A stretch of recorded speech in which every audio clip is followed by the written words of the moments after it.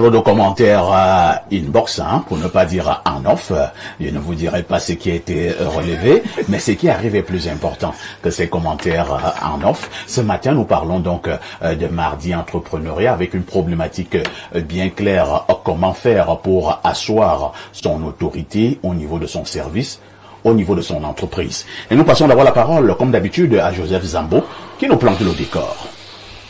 Merci Pafa. Ici, déjà il faut définir ici le contexte d'avoir l'autorité. Bon, ou comment faire asseoir son autorité. Déjà avoir l'autorité ici, c'est être déjà capable de guider, d'influencer et de prendre des décisions tout en étant respecté par les autres. C'est-à-dire guider, influencer et justement de permettre à tout le monde de travailler tout en imposant son respect et sans toutefois nuire aux autres.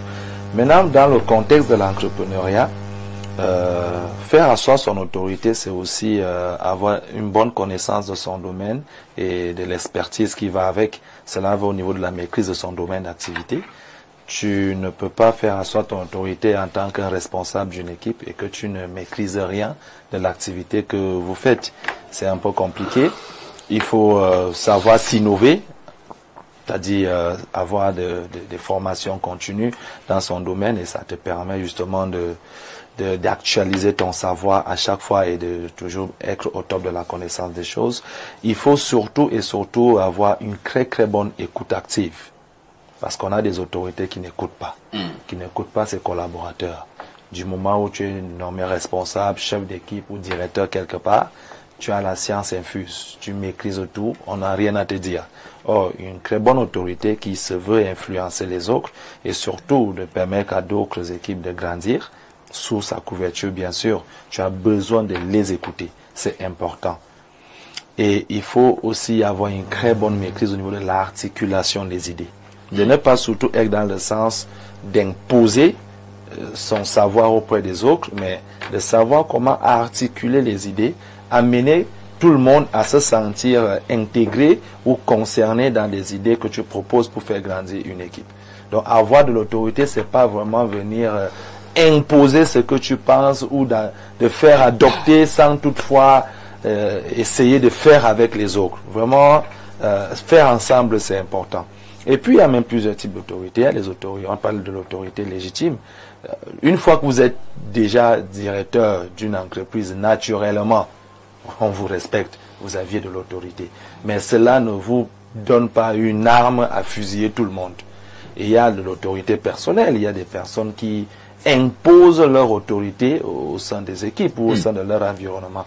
Et ça, c'est pas aussi mauvaise chose. Mais vous devez le faire sans toutefois tuer la dignité des autres ou tuer une bonne dynamique. Une bonne dynamique dans les équipes. On peut faire asseoir son autorité même dans son environnement en étant une personne qui s'exprime bien, en étant une personne qui présente ses idées d'une manière claire, précise, sans toutefois montrer que tu es plus intelligent que les autres ou bien les autres sont stupides. C'est toi qui viens toujours faire de bonnes choses. Être une belle autorité pour son équipe, c'est d'être aussi un très bon leader. Très bien. Voilà. Merci Joseph Zambo. Nous allons d'abord passer la parole à Pierre Blériot. Pierre Blériot, je voudrais que nous soyons d'abord très d'accord sur le vocable autorité. Peut-être vous allez d'abord définir ça de manière large et on reviendra sur le cas précis en entreprise. Lorsqu'on dit que un leader ou un manager, c'est pas moi quoi, veut faire asseoir son autorité. C'est quoi l'autorité? Et maintenant, dans le cadre d'une entreprise, qu'est-ce qu'on entend par autorité? Alors, je vais commencer par le beau extrême. Faire asseoir son autorité signifie qu'il y a un problème d'autorité. Ça veut dire cela signifie qu'il y a déjà un problème. Si on est amené à faire asseoir son autorité. Quand nous définissons l'autorité, nous la définissons par ce qu'elle n'est pas. L'autorité n'est pas la force. Contrairement à ce qu'on croit. Ouais, c'est la première chose que l'autorité n'est pas. L'autorité n'est pas la force. Je vous illustre. Vous trouvez dans un amphithéâtre de 2000 étudiants, un prof petit comme Ibrahim, qui a demandé à tous les étudiants de se taire. Et tout le monde se tait. Est-ce qu'il peut taper même seulement les filles qui sont devant? Mais pourquoi tout le monde se tait? Peut-être parce qu'il est brillant. Alors, sur quoi se fonde l'autorité? Sur la reconnaissance de la compétence de celui qui incarne l'autorité. Dans l'armée, c'est plus facile. Le grade suffit pour qu'on reconnaisse que vous êtes le chef.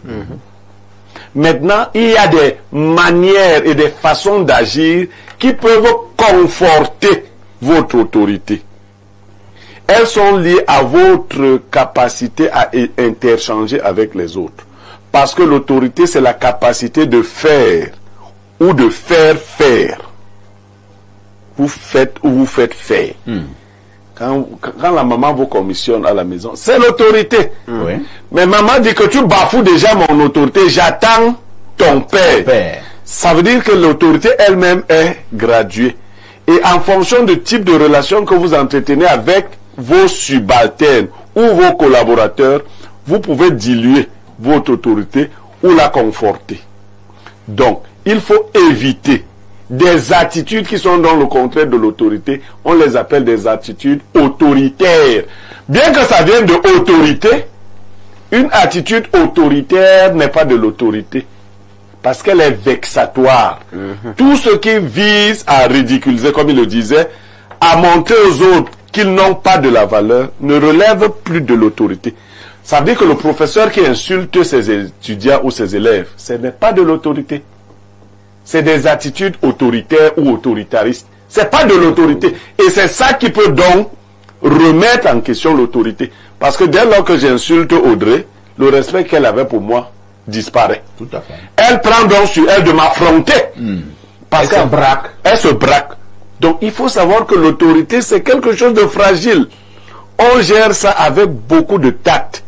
Vous avez vu quelqu'un un jour dans un vestiaire avec une main dans la poche en train de parler. C'était au Cameroun? C'est vexatoire. Non. Vous voyez? La personne avait un chapeau? Toi, tu aimes trop les détails sur l'accoutrement des gens. C'est pour la culture générale des autres. Donc, à la fois dans les attitudes et dans les propos, l'autorité doit être encadrée. Elle demande une certaine finesse. Je vais vous assurer que les gens les plus autoritaires sont des gens très courtois. Quelqu'un très proche d'un ministre de la République, un ministre garde des Sceaux, m'a dit comment il parle à ses secrétaires, à son chauffeur, avec beaucoup de courtoisie. Mais vous savez, ça ne veut pas dire que vous avez la possibilité de ne pas obéir. Pas du tout. Pas du tout. D'autres croient qu'être courtois, c'est qu'on ne va pas... Non. Non, c'est être faible. Non, au contraire. Quelqu'un va vous dire, par exemple, bonjour. Il dit à son chauffeur, bonjour. Est-ce que tu peux arriver pourrais-tu arriver demain à 7 h du matin? Il dit alors non. Non, ce n'est pas pour te demander, en fait, si tu vas arriver. C'est pour te dire d'arriver demain à 7 h ou un peu avant. Parce que si tu arrives à 7h30, tu sauras alors qu'en fait, on ne te demandait pas. Et tu comprends le message. Le fait de l'avoir dit avec politesse n'enlève rien. Au contraire, ça renforce. C'est que Blériot dit là, je vais raconter deux histoires avant de passer la parole à Ibrahim. Je m'en vais voir une haute personnalité de la République. Je lui ai demandé un service. Et il me dit qu'il ne sait pas si c'est possible. Mais bon, il prend son téléphone, c'est un téléphone fixe, et il compose un numéro. Et au bout du fil, j'ai donc su que c'était un colonel, parce que quand la personne a eu à prendre le téléphone, et le téléphone était sur main libre, donc sur haut-parleur, j'entends comment la personne dit de l'autre côté, oui, excellence. Elle dit, alors, mon colonel, est-ce que c'est possible, je vais parler dans les détails, de faire encore ci ou ça, est-ce que c'est possible? Le colonel répond au ministre en question, excellence, je considère que c'est une instruction. Voilà. Voilà. Et dit, ok, d'accord. Bien vouloir voir ce qu'elle et me rendre compte. Voilà. Et je crois connaître ce ministre. Voilà. C'est quelqu'un d'extrêmement charismatique. Mais poli. Il fait comme s'il demande un service. Mais le colonel lui répond, Je considère que c'est une instruction. Excellence. Je raconte une autre histoire. Et là, nous sommes en 2001-2002 à l'université de Yaoundé de Soa, en faculté de droit, parce que moi j'ai fait droit. Et on avait un enseignant là-bas, à l'époque, qui était simple enseignant. Il s'appelle le professeur Magloire Ondoa. Le professeur Magloire Ondoa, et comme disait Blériot, on était parfois à l'amphi plus de 2000. À l'amphi, faculté de droit, plus de 2000. Je vous assure, pour donner cours, il fallait être un professeur, il fallait être un enseignant, il fallait avoir de l'autorité. Maintenant, le professeur Ondoa, moi j'ai vu certains enseignants se casser la gueule. C'est-à-dire, il vient comme ça, comme des étudiants d'Irange, ainsi de suite, et commence à s'engueuler avec les étudiants. Et le cours n'aura pas lieu. Bien sûr. Le professeur prend ses effets, et il sort. Voilà. Et les étudiants disent, vas-y, ne reviens plus jamais. Et part. Mais quand on doit lui l'entrer à l'amphi, je ne vais pas dire que quand on a eu l'entrée à l'amphi, tout était calme. Non! Les étudiants commençaient toujours avec les mêmes... on doit lui-même, c'était un autre. Lui-même, il entre dans votre désordre là. Tout ce que vous lui dites, il vous le dit aussi. Et maintenant, après, on doit avoir un truc, il reste comme ça, calme. Il nous regarde. Et dit, bon, les amis, moi je vais commencer le cours, hein. Moi je suis déjà agrégé. Donc si vous voulez bénéficier de mes connaissances, on dit oui. Et quand on doit commencer à parler, l'amphi était calme. Comme un cimetière. Calme. Et parfois, c'était le seul enseignant à l'époque qui donnait cours à soi sans micro. D'abord, il a une voix qui porte. Et comme il y avait aussi du calme, et tout le monde suivait le cours. Donc, et je n'avais jamais vu... Même professeur peut vous dire de ne jamais dire ça, hein, parce que s'il y a d'autres professeurs, vous dites ça, vous frustrez les autres. Non, moi je fais un témoignage. C'est sans état d'âme. Moi c'est sans état d'âme. Vous frustrez les autres. Non, moi je frustre personne. Voilà. Je parle du professeur Magloire. Faut dire que tous les profs font comme on doit. Non, c'est pas vrai. Et à la fin, Ondoa était l'un des meilleurs enseignants. Et parfois, toi, tu te rendais compte que à son cours, si un camarade te dérange avec le bavardage, tu es le premier à dire à ton camarade, comme mon frère, il veut suivre le cours, parce que ce que Ondoa est en train de dire devant est très intéressant et très pertinent. Donc il avait cette autorité-là, la compétence. Il n'avait jamais giflé un étudiant. Non. Il n'avait jamais insulté un étudiant. Pas besoin. Ainsi de suite. Ibrahim, nous parlons de l'autorité ce matin en entreprise. Comment faire pour asseoir cette autorité? Avez-vous également l'impression qu'ils sont nombreux, ces chefs d'entreprise, ces managers de manière générale, qui ont mis sur pied des organismes ou des organisations, mais cette affaire d'autorité a fait en sorte que l'entreprise tombe? Je crois, parfait, ici que les définitions que mes homologues panélistes ce matin ont données nous permettent de comprendre pourquoi est-ce que certains confondent l'autorité. Peut-être qu'il est aussi intéressant de dire simplement que en entrepreneuriat, les managers et les chefs de projet doivent considérer l'autorité, faire à soi son autorité en réalité, ça veut dire établir et maintenir une relation, une position de leadership et de crédibilité auprès de ses collaborateurs, de ses subalternes, de ses collègues et de ses pairs. Donc, quand on dit je maintiens ou je fais asseoir mon autorité, on cherche à établir et à maintenir une position de leadership et de crédibilité devant les collaborateurs, les subalternes, ceux qui sont hiérarchiquement élevés et puis des pairs. Dans ce sens-là, vous comprendrez tout simplement qu'en fait, établir ou faire asseoir son autorité signifie établir des limites et des objectifs clairs dans une entreprise. Et il y a des managers qui ne sont pas capables d'établir clairement la limite à ne pas franchir entre les collaborateurs. C'est établir des limites et des attentes claires. Vraiment, j'attends ceci de vous. Lorsque, par exemple, vous mettez sur pied une entreprise et que vous avez des collaborateurs avec vous, vous développez ce qu'on appelle un job description. Un job description qui était un descriptif des tâches de ce monsieur. Monsieur, je vous ai recruté pour ceci. Voilà ce que j'attends de vous. Voilà les limites que j'ai mises. Lorsque vous respectez ce que j'attends de vous, non, mais on est en train d'être productif et là, ça va. Faire asseoir son autorité signifie également avoir une communication claire et savoir prendre des décisions fermes et cohérentes. Il y a des patrons qui ne sont pas cohérents dans leurs décisions du tout. Il y a des patrons qui exigent, par exemple, à des collaborateurs de faire un certain nombre de choses, mais ils ne sont pas les plus fidèles à leur pays. J'ai souvent l'habitude de dire, si vous voulez que vos patrons vous payent quand je m'adresse aux collaborateurs, battez-vous pour que vos collaborateurs puissent avoir de quoi vous payer et vos collaborateurs se battront toujours pour vous payer. Tant que vous vous battez, pour qu'ils aient de quoi vous payer.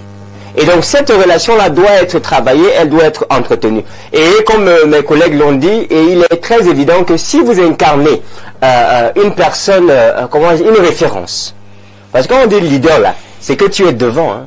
C'est que tu as une certaine connaissance, c'est que tu as une certaine maîtrise, c'est qu'on n'estime pas qu'on doute de tes décisions, ou de ta fermeté, ou de ton incohérence dans la prise de décision de la gestion de l'entreprise. Lorsque tu communiques et que les limites sont claires, que les attentes sont claires, que la communication est claire, que les décisions sont fermes et elles sont éclairées, et que tu incarnes quelqu'un qu'on veut bien suivre, pas quelqu'un qui n'est pas compétent, je crois que tu es en train de travailler à faire asseoir ton autorité dans ton service. Merci. Et lisons d'abord ces nombreuses contributions de nos téléspectateurs à travers le monde. Et je commence par le plus 971. Il s'agit des Émirats Arabes Unis. Que dit le téléspectateur de ce côté? Bonjour Perfecto et au panel. Concernant le sujet, je pense que pour asseoir son autorité dans son service en entreprise, nécessite un équilibre entre leadership, communication et exemplarité. Voici quelques stratégies efficaces. Il dit 1. Affirmer son rôle et sa légitimité. 2. Instaurer des règles claires et justes. 3. Gérer les conflits avec fermeté. 4. Être exemplaire. C'est Thierry depuis Dubaï et qui nous envoie ce message. Merci Thierry.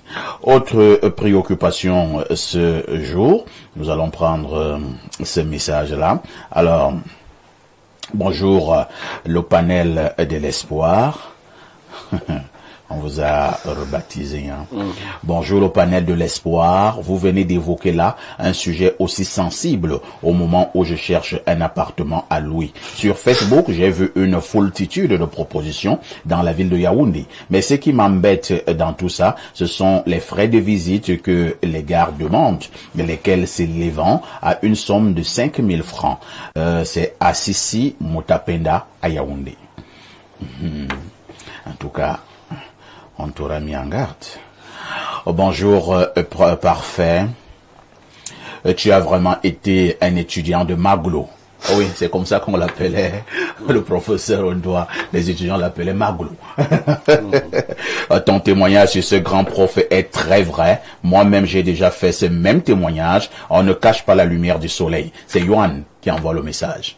Blero, tu écoutes? Oui, mais c'est comme ça. Tous les bons enseignants sont reconnus par tous les étudiants.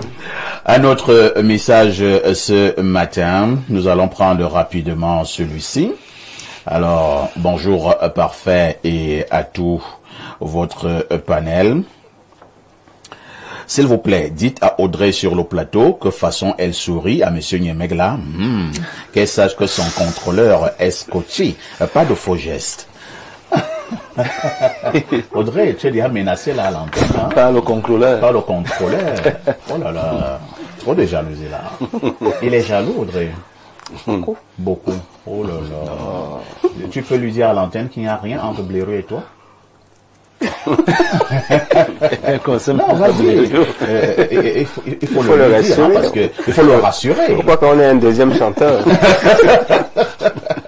Hein, Audrey, vas-y, dis-le lui. Il n'y a rien du tout. Juste l'émotion d'être en face de lui. Merci bien. Et continue en disant, en ce qui concerne les agents immobiliers, ils sont nombreux, qui sont très malhonnêtes. L'État devrait encadrer cette profession. Un de vos fans depuis l'école normale à Yaoundé. Merci. Autre message ce matin, prenons rapidement celui-ci. C'est un message qui nous vient du 241. C'est le pays que dirige Oli Nguema, qui va être candidat à l'élection présidentielle du 12 avril 2025. Bonjour le sac des modérateurs, le journaliste le plus charismatique de tous les temps. Et bonjour Odin fils de Boumiebel, alias Castou. Bonjour à la mignonne dame sur votre plateau. Je pense que c'est la femme de ma vie parfaite. Son regard m'a foudroyé. Je suis très amoureux d'elle. Oh, cette chère madame. Audrey, comment faire pour avoir son contact? Pour juste lui dire deux mots. Pour... Audrey, alors qu'il y a le contrôleur qui regarde. Je crois qu'il n'a pas encore reçu l'information. Lui, il a écrit avant. Tu n'auras pas le numéro de Audrey, dommage. Pour la thématique, je rejoins Ibrahim sur le fait qu'il faut garder les limites en entreprise. Les collaborateurs, c'est clair. Et aussi la cohérence, il a tout dit. Je suis juste un peu vexé par son habillement. C'est du velours quand même. Il dit que ça se voit que tu es célibataire. L'habillement d'Ibrahim a quel problème? Je suis presque habillé aussi comme Ibrahim. Pourquoi vous n'êtes pas? Je ne sais pas. Pas mon habillement. Moi, je ne sais pas. C'est un spécialiste. Il a dit que ça se voit qu'il est célibataire. C'est Samuel depuis Libreville qui envoie ce message. Autre préoccupation à ce jour. Alors, nous prenons cet autre message. Que dit ce téléspectateur? Blaireau, écoute encore. Tu as vraiment été son étudiant, hein? Donc, pour parler toujours de Maglo. Ah, bonjour, perfecto. Concernant le sujet, c'est extra, car il y a un jeune basketteur de 16 ans, Claude Etundi, ici, qui a réussi à asseoir son respect devant ses aînés de pratiquement 19 ans et plus, et a été considéré de suite comme leur capitaine. Devon depuis Eboaloa. Merci. Ouais. Autre préoccupation. Oh là là. Nous allons prendre ce message. Hein. Alors, que dit ce téléspectateur? Je ne sais pas pourquoi le message veut s'enfuir. Je t'aurai. Voilà. Bonjour Perfecto et à tout votre panel. Juste pour passer un bonjour spécial à monsieur Saliou Al-Faki depuis Dragage. C'est-à-dire que notre problématique ne t'intéresse pas beaucoup. Ouais. D'accord. Sans toi saluer. Good morning, parfait ici. Mes salutations à ton panel. En relation avec votre thématique sur l'autorité en entreprise, tout en respectant vos collaborateurs pour un cadre de travail acceptable, la plus grosse erreur d'un entrepreneur est de partager ses secrets ou de boire une bière avec ses collaborateurs. Le jour où votre employé découvre votre secret, vous êtes fini et c'est le début de la chute de l'entreprise. L'entreprise va tomber, c'est Léon Amalabrooks. Blaireau, tu es d'accord avec Léon? Bon, ça il faut un peu nuancer. Non, il faut nuancer. Quel genre de secret? Il dit qu'il faut même pas boire une bière. Non. Au contraire, c'est même dans ces moments-là. Sauf qu'il faut garder une certaine rigueur. Et les limites. Faut pas, par exemple, vous trouver sous devant vos collaborateurs. Si vous êtes déjà sous, vous allez commencer à être méprisé. Tout à fait. Mais il faut être proche d'eux. Il faut échanger. C'est aussi là qu'on vous dit des choses. Hein. Oui. Bon, maintenant, il ne faut pas faire non plus la technique qui consiste à donner la boisson aux gens pour tirer les verres. Ça, c'est pas le management. Ça, c'est villageois. Ça, c'est le village. Vous croyez que vous donnez la bière aux gens pour qu'ils bavardent. Parce que dès que les gens se rendent compte, il faut vite dire pourquoi. Si les gens se rendent compte que vous aimez donner de la bière pour qu'on vous donne des informations, ils vont inventer les informations pour que vous donniez la bière. Et donc, vous serez un gars perdu. Merci. Alors, Audrey, on vous passe la parole. Hein. Je vais prendre un autre pan en entreprise. Alors, si vous avez un grand directeur, il peut être directeur d'un domaine précis en entreprise, ou alors même le principal manager, c'est-à-dire le directeur général, qui peut-être a l'habitude d'aller avec ses collaboratrices. Vous comprenez ce que j'ai envie de dire. Il va donc avec ses collaboratrices. Est-ce que ce manager aura toujours de l'autorité ou alors ça peut même renforcer son autorité? Bon, moi je pense que une fois que tu vas déjà avec ton collaborateur ou collaboratrice, tu perds automatiquement ton autorité. Ah bon? Automatiquement? Oui, parce que je ne me vois pas en train de respecter quelqu'un que j'ai déjà vu. Ah bon? Oui. Donc si tu pars avec ton DG, l'autorité c'est terminé parce que tu l'as vu nu. Bon. Audrey, tu te trompes. Ça dépend de ce que tu as vu quand tu l'as vu nu. Bon, je ne vais pas quand même aller jusqu'à lui manquer de respect. Non, ça dépend de ce que tu as vu quand tu l'as vu nu. Il y a des nudités qui renforcent l'autorité. Non. Ah oui. Moi, je ne pense pas. Oui. Parce qu'il y a des choses... On n'a pas manqué de respect à Balthazar dans l'équipe. Hein. Personne ne croit pas qu'on ne méprisait pas Balthazar. Quand il convoquait quelqu'un au bureau... La personne courait. Ça, c'est aussi une forme d'autorité. Donc, vous pouvez continuer. Alors, Audrey, on évolue, hein, même si je vais revenir sur cette question avec les autres panélistes, parce que c'est un problème très important en entreprise lorsque nous parlons de l'autorité, c'est-à-dire certains chefs en entreprise qui ont des relations intimes avec leurs collaboratrices et vice-versa. Est-ce qu'il y a toujours de l'autorité? Maintenant, pour vous qui êtes restauratrice, vous êtes hôtelière, comment asseoir son autorité si vous avez votre entreprise? Bon, si j'ai mon entreprise pour asseoir mon autorité, il faudrait d'abord que je sois d'abord un exemple moi-même. Et je vais chercher à asseoir mon autorité peut-être en montrant d'abord mon professionnalisme. Parce que je ne peux pas me mettre à blâmer des gens. Pourquoi vous avez fait ceci, vous avez fait ceci. Pourtant, moi, je suis incapable de le faire. Donc, il va falloir que moi-même, je sois d'abord professionnel. Il faut que je cultive le dialogue avec mon personnel.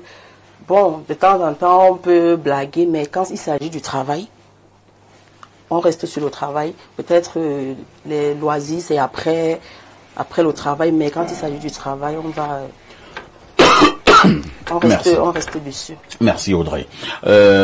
Joseph Zambo, prenons également un cas. Je prends l'exemple, le cas où vous avez un bon manager qui respecte un certain nombre de choses au niveau de l'autorité, mais il constate que dans cette entreprise, il y a un employé ou bien certains employés qui brillent par un manque de respect à son égard. Qu'est-ce qu'il doit faire? D'accord. Déjà, on dit que, comme Audrey a dit tout à l'heure, en entreprise, l'autorité doit d'abord passer par en étant un exemple. Mais l'une des qualités premières d'une autorité, c'est la communication. Et moi, je pense que la seule façon de résoudre un problème ou un litige en entreprise, c'est de pouvoir communiquer justement avec ces personnes qui peuvent déranger. C'est-à-dire, il faut s'asseoir avec ces gens, échanger. Il y en a qui sont foncièrement malpolis, hein. Oui. C'est comme s'il a son idée, c'est de tenir tête au DG, c'est de tenir tête au directeur des ressources humaines, c'est de tenir tête au chef du personnel. Oui. Et tout ce que le chef du personnel demande qu'on puisse faire, il lui fait exactement le contraire. Non, après il dit à ses collaborateurs, vous allez voir, moi je ne le fais pas. Oui, justement, le problème c'est que d'une manière radicale, ce genre d'employé, la première idée c'est limoger. De chasser. Chasser, oui, ça c'est la première idée. Qui te vient en tête. Oui, mais sauf que la qualité d'un leader, c'est de réussir à ramener son équipage à bon port. Ce n'est pas que si quelqu'un dérange qu'on jette dans l'eau.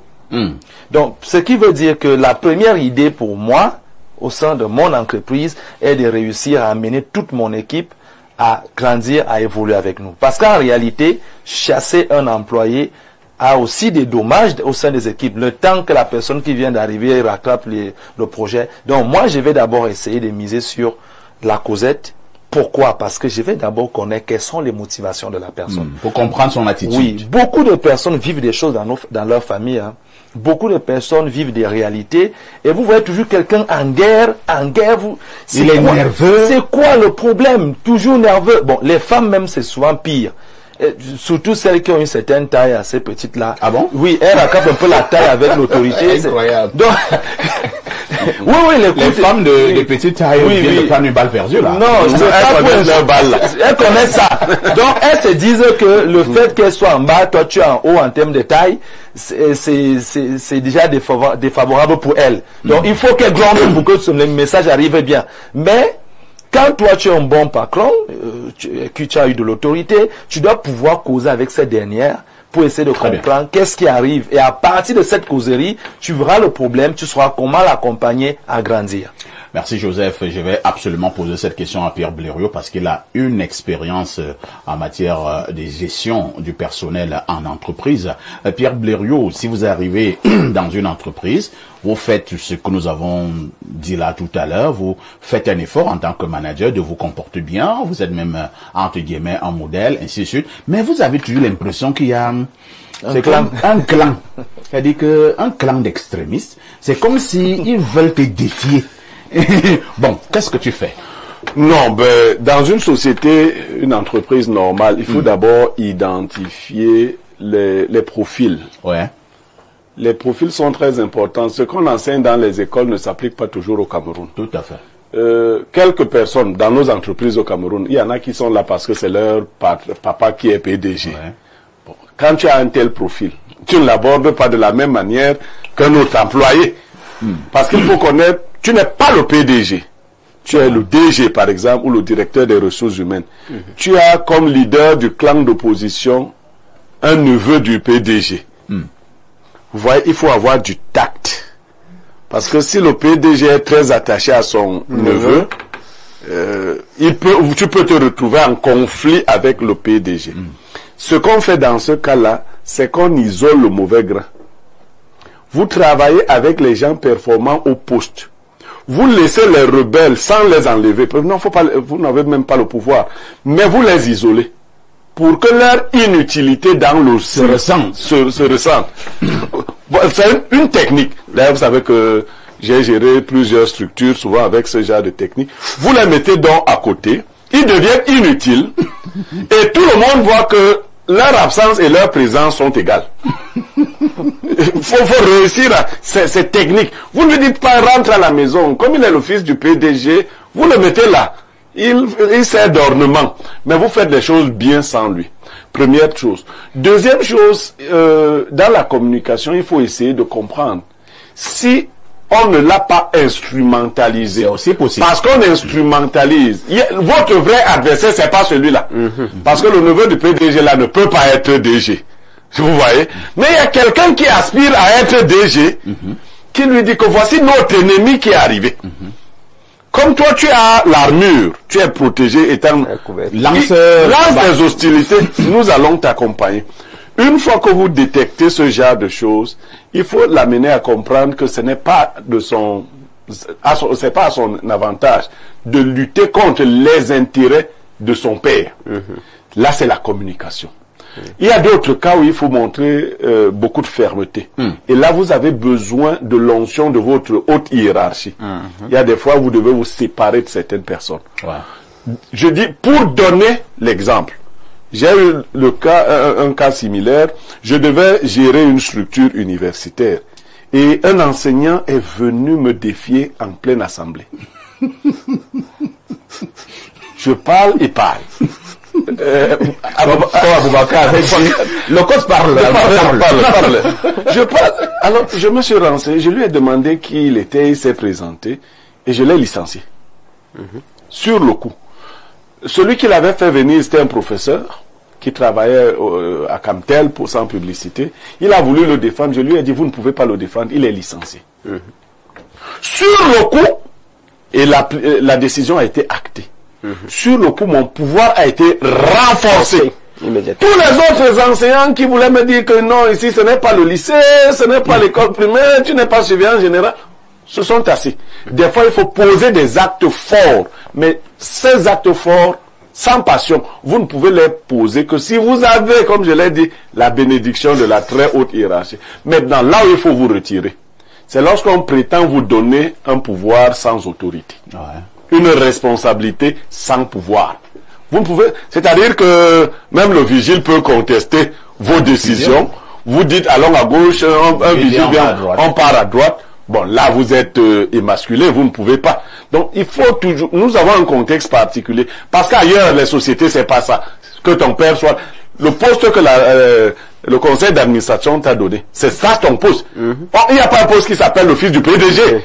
Or chez nous, le fils du PDG, c'est un poste très important. Le futur PDG. Il dépasse les autres postes. C'est-à-dire que son rôle, c'est de vous surveiller, c'est de donner les orientations. Quelquefois, il a les locks comme un fou. J'espère que vous ne parlez pas de quelqu'un de manière précise. Hein? Non, bon. C'est une analyse. Moi, je fais une analyse. Merci, Blériot. Ibrahim, est-ce qu'il y a des choses que le manager doit absolument éviter pour que son autorité ne vole pas en éclats? J'ai commencé par poser une question tout à l'heure à Audrey. Vous savez qu'il y a également certains managers qui sont champions. Quand je parle de manager ici, je ne parle pas seulement du directeur général. Oui, ça peut être même des directeurs, des chefs de cellules, les chefs des départements. Alors, ils brillent par certains comportements. Ils sortent avec toutes les femmes de l'entreprise, ainsi de suite. Si tu es sa secrétaire, sache que tu es devenu sa femme, et ainsi de suite, ainsi de suite. Le manager lui-même, il est dans le commérage avec certains employés. Alors, est-ce qu'il y a des faits ou bien des actes qu'un manager ne devrait pas poser pour que son autorité ne vole pas en éclats? D'accord, merci Parfa ici pour la question. Je vais continuer à renchérir sur la réponse que Audrey a donnée tout à l'heure sur le fait que en allant dans des activités sexuelles avec ses collaborateurs, ça va forcément nuire à l'autorité ou à la crédibilité de la personne en question. L'intimité, Parfa ici, crée des possibilités. L'intimité crée des possibilités. Des gens qui ne vous sont pas intimes ne vous parleront jamais d'une certaine manière, sauf s'ils sont mal éduqués. Ouais. Ceux qui ont le courage parfois c'est Bleu qui le disait, parce que l'adage, la sagesse de ce matin, parce que mon mari m'aime beaucoup, je me permets de faire un certain nombre de choses. C'est la même corrélation qu'on a en entreprise. Lorsque le monsieur commence à accoucher avec sa subalterne, automatiquement sa crédibilité est remise en cause. La deuxième chose que ça va faire, c'est que ça va créer une ambiance de favoritisme. Le favoritisme va voir le jour parce qu'elle va estimer que il sait que c'est moi ça, etc.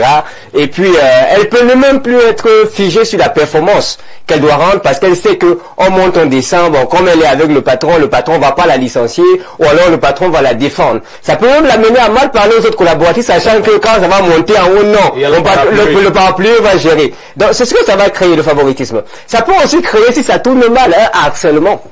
Parce que depuis quelque temps, on parle de harcèlement, c'est-à-dire que bon, puisque finalement, tu ne veux plus me donner ce que je t'ai demandé, le chantage, je vais dire à ta femme que c'est monté et c'est descendu. Sauf quand toi, tout le monde sait que tu as beaucoup de femmes. Bon, là, c'est... on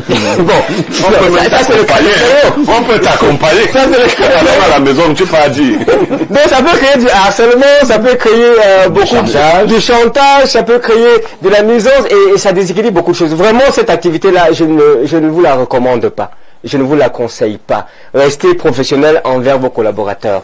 Deuxièmement, qu'ils soient hiérarchiquement ou qu'ils soient vos subalternes, vraiment restez respectueux. La deuxième chose, c'est que aucun collaborateur n'aime vivre dans la peur et dans le tremblement. Aucun collaborateur n'aime qu'on lui manque de respect, qu'on crie sur lui. C'est pas un enfant. C'est pas un enfant. Même quand vous avez raison, essayez de communiquer comme il se doit. N'humiliez jamais un collaborateur. Humilier un collaborateur fera en sorte que ce collaborateur vous calcule.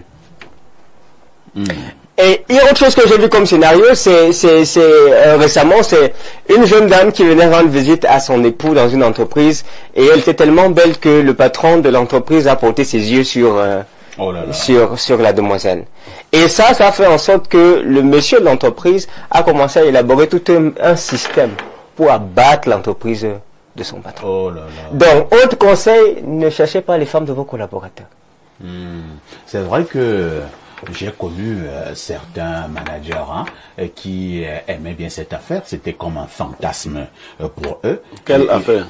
C'est-à-dire, ils aimaient aller avec les femmes de leurs collaborateurs. Ils aimaient bien cela. Ils aimaient bien cela. C'est dangereux. Et il allait même avec ta femme et il te le fait savoir. Et tu ne fais rien. Bon, et tu viens au travail tous les matins. Ouais. C'est ce qu'il croit que tu ne fais rien. Ah ouais, c'est ce qu'il croit que tu ne fais rien. Il va sortir. Alors, lisons d'autres préoccupations. Bonjour Parfait, le meilleur des meilleurs. Il n'y a pas que les maisons à louer où on extorque de l'argent aux Camerounais. Aujourd'hui, même dans l'achat des terrains, les Camerounais se font avoir par les démarcheurs et les vendeurs de terrain. Le gouvernement doit vraiment mettre de l'ordre dans ces domaines respectifs. C'est Perel Bani de P10 à Douala qui envoie cette préoccupation. Bonjour Parfait, le lion indomptable du journalisme au Cameroun. Souvenez-vous quand Guardiola prend les rênes du FC Barcelone, premier acte qu'il a posé était de faire partir Ronaldinho, Deco et tout pour faire asseoir son autorité. Cette histoire peut bien répondre à votre préoccupation de ce matin. Nous prenons un autre message très rapidement. Que dit ce téléspectateur? Alors, le message est long, hein? Bonjour chers démineurs, c'est toujours un plaisir que de vous écouter, en particulier monsieur Nyemek Kastou.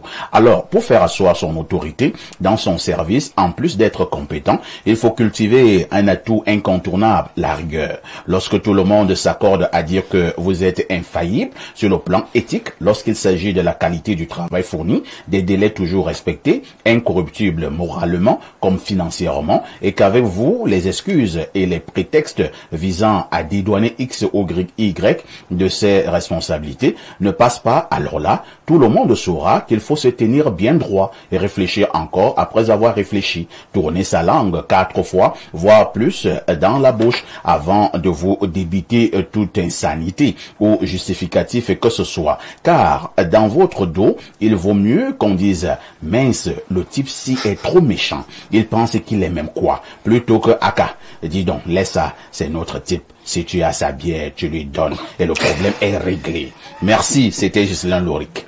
Vous voyez, très belle analyse, très belle analyse. Merci. Hein. Autre préoccupation ce matin, pluie de messages comme d'habitude. Hein. Nous prenons celui-ci. Bonjour, parfait Aïssi. Belle émission comme toujours. Ah, Ibrahim, j'aime trop t'écouter. C'est toi qui me fais aimer. Espace miné, le mardi. C'est Luce et depuis Eboaloa. Bon, Luce, c'est pas si c'est un nom, mais c'est une femme. C'est écrit L-U-C-E. Lucrèce. Bon, je sais pas. Bon, essayez de nous donner de plus en plus d'informations pour la culture générale d'Ibrahim. On va prendre deux derniers messages hein, avant de repasser la parole à Audrey qui fait fantasmer certains hommes. Prenons ces messages. Bonjour parfait ici et à ton riche panel. L'autorité légitime se construit sur la confiance, le respect mutuel et la capacité à guider l'équipe vers des objectifs communs. Elle nécessite un équilibre délicat entre fermeté, empathie et adaptabilité, en s'appuyant sur une communication transparente et une vision claire. Cette autorité légitime se manifeste à travers plusieurs dimensions clés. Une vision claire et partagée qui inspire et motive l'équipe, une communication transparente et régulière qui favorise la compréhension et la confiance, une capacité à prendre des décisions éclairées et justes qui respectent les intérêts de tous, une empathie et une compréhension profonde des besoins et des préoccupations de l'équipe, une adaptabilité et une capacité à évoluer pour répondre aux défis et aux opportunités changeantes. En cultivant ces dimensions, les leaders peuvent établir une autorité légitime qui inspire la confiance, le respect et la loyauté de leur équipe. Cela leur permettra de relever les défis les plus complexes et d'atteindre les objectifs les plus ambitieux, tout en créant un environnement de travail positif et stimulant. C'est Martien Awono Nga depuis le quartier Essomba à Yaoundé. Merci pour le message, cher frère. Audrey, avez-vous quelques conseils à donner à certains managers pour faire asseoir leur autorité, mais quelques conseils également à donner aux employés dans le cadre de l'autorité en entreprise? Parce qu'il y a quand même certains employés vicieux, légèrement sorciers. Bon, je vais commencer par dire qu'il faut déjà établir les limites. Chacun devait d'abord connaître sa place. Tu dois connaître que tu es employé. Toi, tu dois connaître que tu es le patron. Donc, établir les... Éviter une certaine familiarité. Justement. Trop de familiarité engendre quoi? Le mépris. Ah, d'accord. Engendre le mépris. Bon. Et comme conseil, je pourrais dire qu'il faut d'abord avoir confiance en soi. Dans ce qu'on fait. Moi, par exemple, je compte sur ce que je fais. Sur ta compétence. Oui. Je sais de quoi je suis capable. Donc, je n'ai pas besoin de... peut-être de courir derrière le patron si on veut faire un chantage. Non. Donc, il faut d'abord avoir confiance en soi pour peut-être mettre des limites. Toi, tu ne peux jamais courir derrière un patron.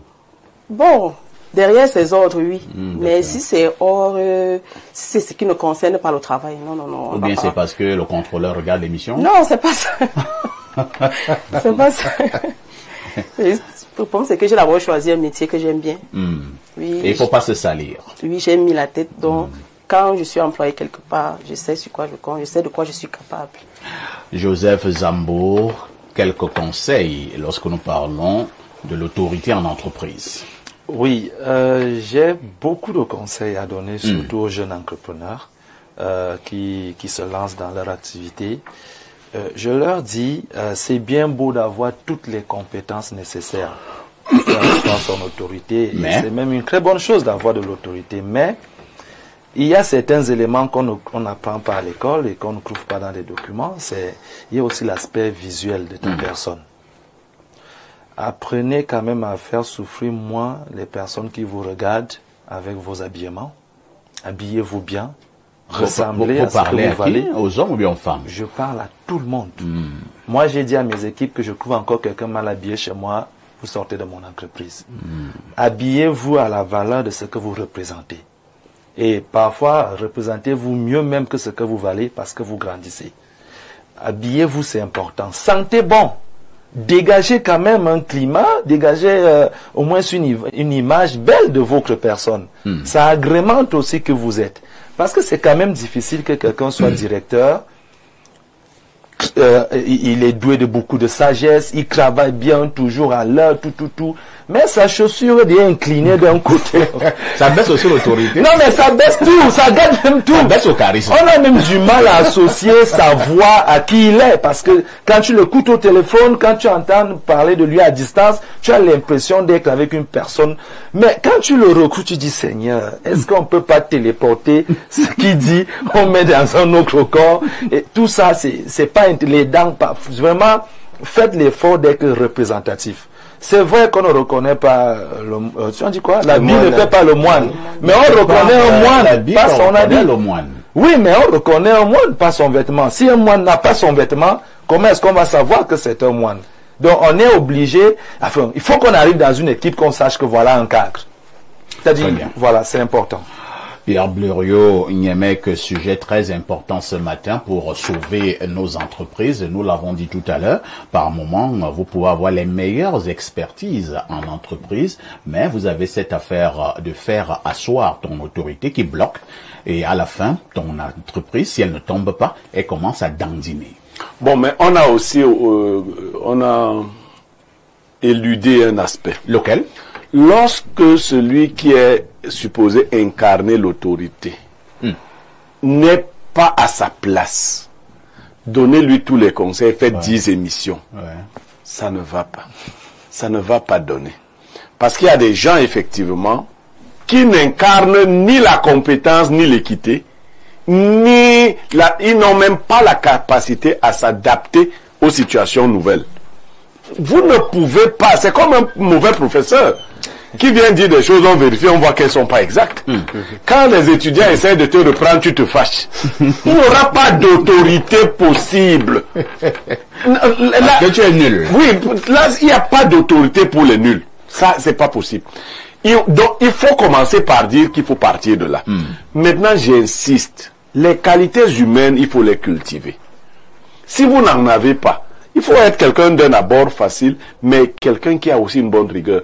Vous avez insisté sur les relations sexuelles en entreprise. Oui. Moi, je les condamne. Mais je vous dis que... Mais est-ce que l'amour a les yeux? Non, je les condamne. Maintenant, tu peux trouver le bonheur de ta vie dans une entreprise. Voilà. Il y a des cas. Vous venez de dire autre chose. Oui. Un patron coureur n'est pas un patron qui cherche l'amour de sa vie. Il cherche quoi? Non. Vous voulez simplement soulever toutes les jupes parce que... Moi, j'avais eu un patron qui nous encourageait à consommer les produits locaux. Oui, mais ça ne et c'était un bon consommation de produits locaux ne faisait pas bien fonctionner l'entreprise. Il faut même encore craindre parce que s'il y a une maladie locale, donc il faut faire très attention. Mais je dis, si ça arrive, il faut que ça arrive dans un cadre qui montre que c'est juste une faiblesse humaine qui s'est manifestée. Dans ce cas-là, quelqu'un parlait de favoritisme. Non. Si vous êtes quelqu'un de rigoureux et qui vous arrive, moi, en tant qu'enseignant, il est arrivé que j'ai du béguin pour une élève. Ah bon? Oui, si c'est arrivé, tu es élève en salle de classe. Toi et moi, nous sommes hommes et femmes hors de la salle de classe. Tu as le devoir d'exemplarité. D'ailleurs, il ne faut même pas regarder n'importe quel élève. Si cela vous arrive, il y a des élèves qui sont des démons. C'est-à-dire que si c'est sur elle que ton regard tombe, tu es mort. Foutu. Mais par contre, il y en a qui ont une certaine tenue. Ça peut se passer, même des années plus tard, les camarades ne sauront jamais que cela, il y a des collègues pareils. Donc, le conseil que je donne, parce que je suis obligé de le dire en télé, ne ramassez pas les mangues qui tombent. Montez sur l'arbre et allez vous-même choisir les mangues que vous voulez. C'est ça même. C'est vrai que j'avais également eu un patron. Hein. Toi, tu as eu trop de patrons. Oui, j'ai eu beaucoup de patrons. J'ai eu beaucoup de patrons. Mais lui, il était charismatique. Hein. Les histoires qu'Audrey disait là, que bon, quand moi j'ai vu la nudité de mon patron, je ne peux plus le respecter. Vous blaguez. Ce monsieur allait avec plusieurs collaboratrices en entreprise. Quand ce monsieur parlait, toutes ces filles étaient au pas. Hein. Toutes ces femmes étaient au pas. C'est l'argent qui fait ce genre de choses. L'argent. Tu veux dire que ce patron avait beaucoup d'argent? Je ne sais pas. En tout cas, il est tenu quelque part. Il est tenu quelque part. Pour pouvoir faire, il est tenu quelque part. De toutes les façons, vous êtes en direct sur Info TV de manière exceptionnelle. Nous allons marquer un autre arrêt et on accueillera notre partenaire privilégié. À tout de suite pour la suite.